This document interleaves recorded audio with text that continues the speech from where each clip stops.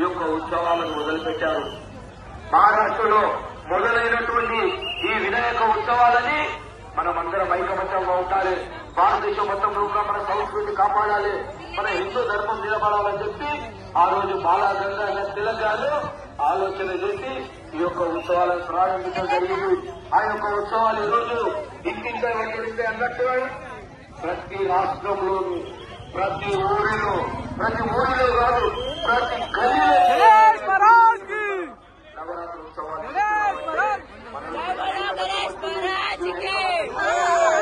ఈ ఐకమత్యం ఉన్నప్పుడే మనం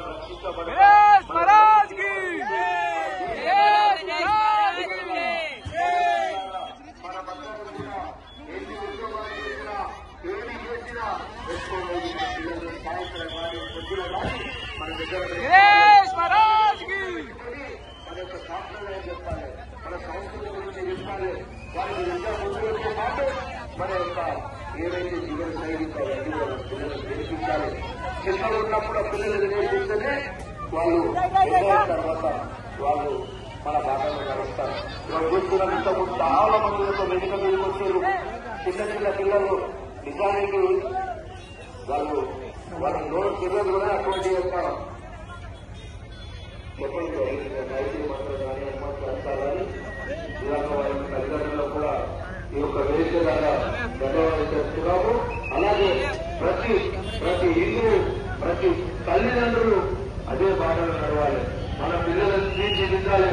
ఒక శివాజీ మహారాజ్ లాగా, ఒక రాణా ప్రతాప్ లాగా మన దేశాన్ని మనం రక్షించడానికి ఎంతో మంది ప్రాణాలు రక్షించినటువంటి శివాజీ మన హిందూ దైవాన్ని ఎలా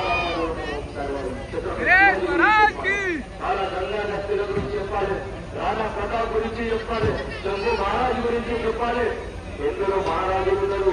మన యొక్క హిందూ ధర్మాన్ని రక్షించినటువంటి ఎంతో మహానుభావులు ఉన్నారు. వారి గురించి చెప్పాలి. వారి పిల్లలకు ఝాన్సీ లక్ష్మీబాయి, రాణి రుద్రమాదేవి ఇటువంటి వీర వనితలు పుట్టిన దేశం మన భారతదేశం. ఆ యొక్క వీర వనితల గురించి చెప్పాలి. మన బిడ్డలకు మహాను ఆడపిల్లలు తల్లిలు ఆమెకు ఆడపిల్లలు హక్కులు ఉండాలి. అలా మన ఆడపిల్లలను కూడా వీర వనితగా తీర్చిదిద్దాలి. శాంతి ఉద్యమాలుగా తీర్చిదిద్దాలి.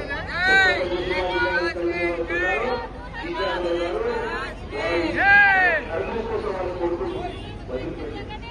అట్లా మనం మన పిల్లలకు మన యొక్క సంస్కృతి గురించి చెప్పాలి.